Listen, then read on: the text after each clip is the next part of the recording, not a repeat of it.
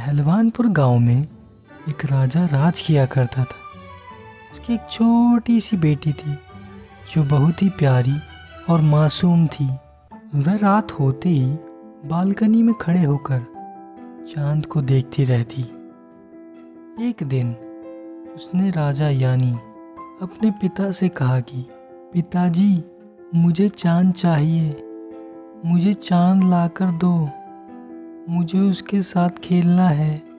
राजकुमारी की ये बात सुनकर राजा हैरान हो गए और उसे समझाने की कोशिश करी कि यह मुमकिन नहीं है, लेकिन राजकुमारी ने तो चांद पाने की जिद पकड़ ली थी।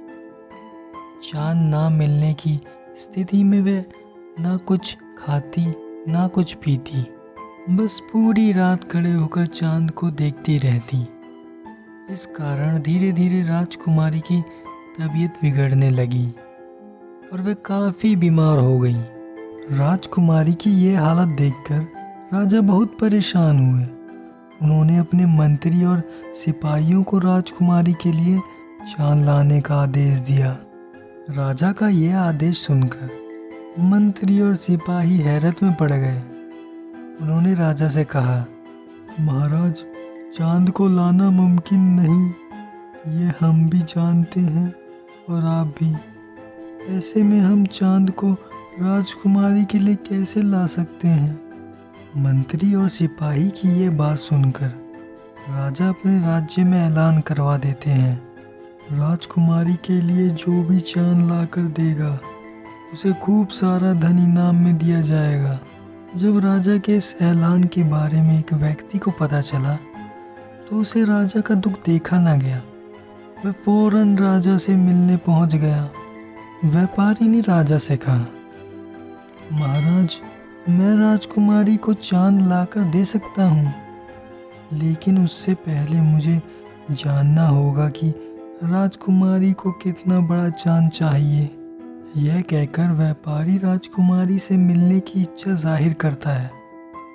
राजा भी व्यापारी की बात मान लेते हैं। उसे राजकुमारी के पास ले जाते हैं और राजकुमारी के पास पहुंचकर व्यापारी राजकुमारी से पूछता है कि चांद कितना बड़ा है। व्यापारी के सवाल का जवाब देते हुए राजकुमारी कहती है, चांद मेरे अंगूठे के आकार का है, क्योंकि जब भी मैं चांद के सामने अपना अंगूठा रखती हूँ वह मुझे दिखाई नहीं देता। इसके बाद व्यापारी पूछता है कि चांद कितना ऊंचा है, तो राजकुमारी कहती है, शायद पेड़ से थोड़ा ऊंचा है, क्योंकि वह हमेशा महल के बाहर लगे पेड़ के ऊपर ही नजर आता है।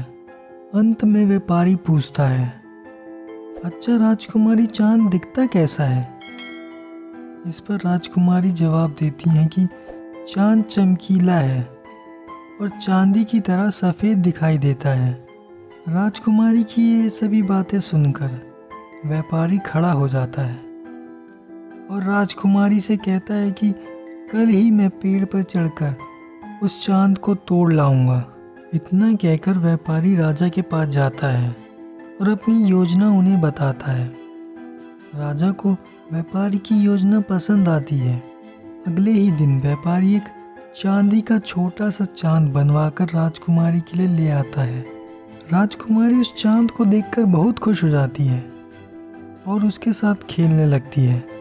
राजकुमारी को खुश देखकर राजा भी बहुत प्रसन्न होते हैं, मगर अब उसे इस बात की चिंता होती है कि रात को जब राजकुमारी आसमान में चांद को देखेगी तो उसे समझ में आ जाएगा कि ये वह चांद नहीं है। इस बात को राजा व्यापारी के सामने रखता है।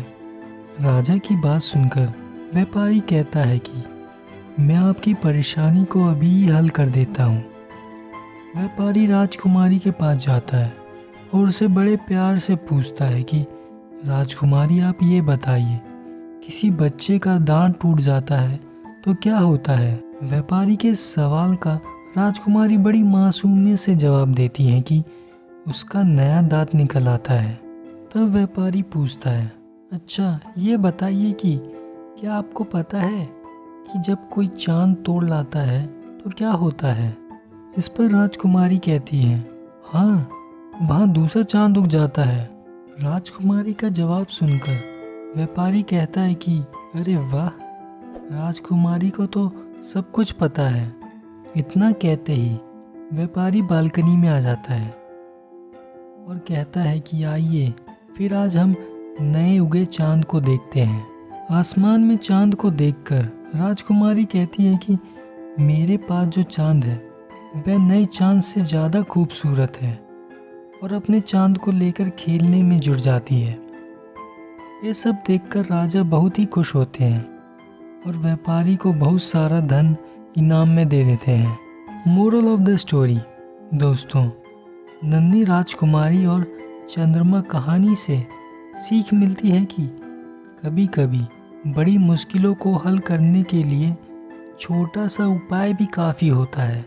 Thank you for watching this video. Like करें, सब्सक्राइब करें और हिट बेल आइकन दबाएं, और इसे अपने दोस्तों में ज़रूर शेयर करें।